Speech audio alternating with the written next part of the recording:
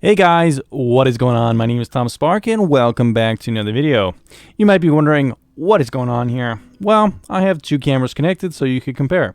I have the new Dell 4K webcam that costs around $199. Then I have the Sony a6400 which costs around $1,000. That comes with a default kit and that's what I'm using since I just found that lens works really well for me. It has amazing autofocus and it has good depth of field for what I want to do. It also just seems to, the autofocus on that base kit lens does seem to work a little bit better than some of the other lenses I've tried, so that's why I kind of stuck with it. But today you can see both kind of results from a $200 webcam, pretty much like the best you could get now I think, this Dell 4K webcam, and then you have the Sony on the left. Hey guys, I spent my own money to purchase this camera. I'm not sponsored by Dell or Sony to test this camera comparison.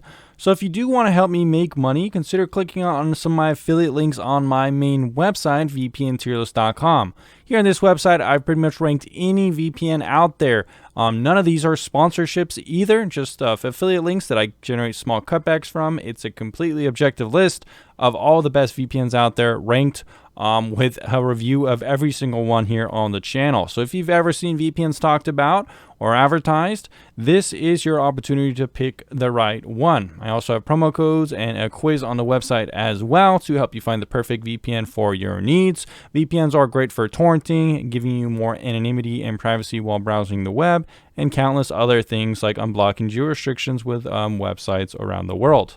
Anyways guys, check out vpntierlist.com and let's get back to the comparison of these two cameras. As you can see in the comparison here, we see way more detail in the Sony camera. You can see the little kind of specks on my face, way more detail on my beard, nose, everything like that. The color is also more accurate and more consistent. With this Dell webcam, you can see it's kind of having a little bit of trouble with that exposure. Now I tried to mess with the app a little bit and try to fix that. There is like a frame rate or exposure preference, but I couldn't really figure out just yet how to stop it from kind of acting like that. There is a wide variety of lighting in my setup with different neon lights and things like that, as you can see here. But this camera, the Sony a6400 DSLR, is able to keep it consistent.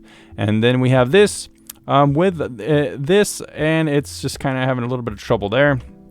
I do think overall, we have 4K right now zoomed in a little bit. This camera overall does look pretty good. I think it will do the job for basic kind of stuff. I don't know if it's as good for a YouTuber. As you can see, the clarity here is just so much better.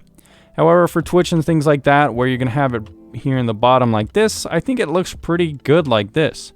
The colors are pretty nice and stuff like that. It looks pretty good like that. We can see a little bit more detail, of course, here in the background. As you can see the fish swimming around a little bit in my aquarium. Whereas this one, the depth of field is definitely giving you more of that blurry effect, and you're not really going to be able to achieve that with a webcam like this.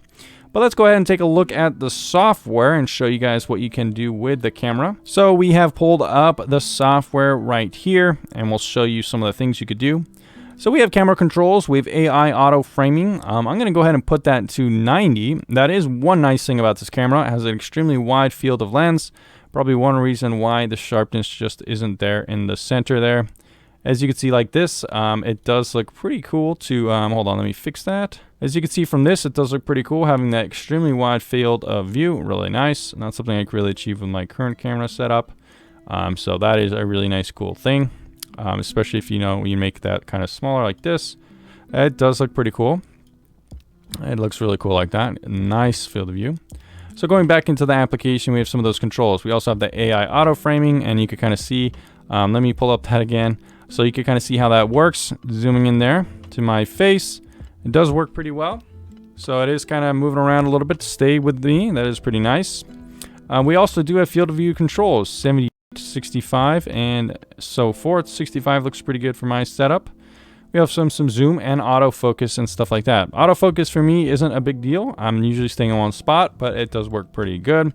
As you can see here, we have the exposure and frame rate prioritization, but I couldn't really figure out how to get it to be able to control exposure and stuff like that. So that is definitely a bummer. I got to pull that back up.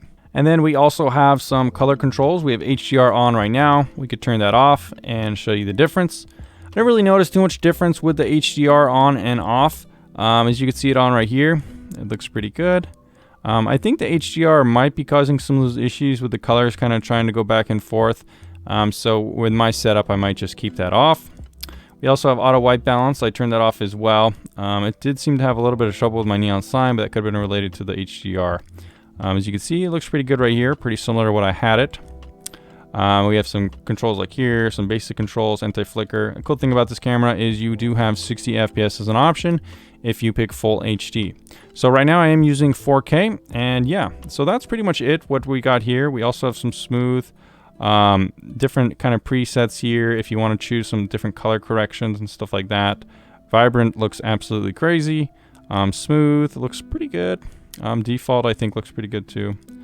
So you can also kind of make your own presets depending on, you know, what you want your current camera setup to look like. Let me know what you guys think down in the comments down below, what you think of this camera. Is it worth $200? I think it does present an interesting option for people out there. If you're a streamer, someone like that, someone who's kind of content with this kind of camera quality, it could be a good option for you.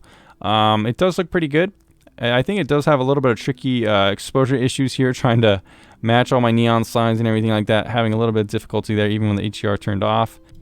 Now for me, is this going to be my main replacement for my YouTube channel? I don't think so. As you can see here, the quality just isn't quite good enough for my videos.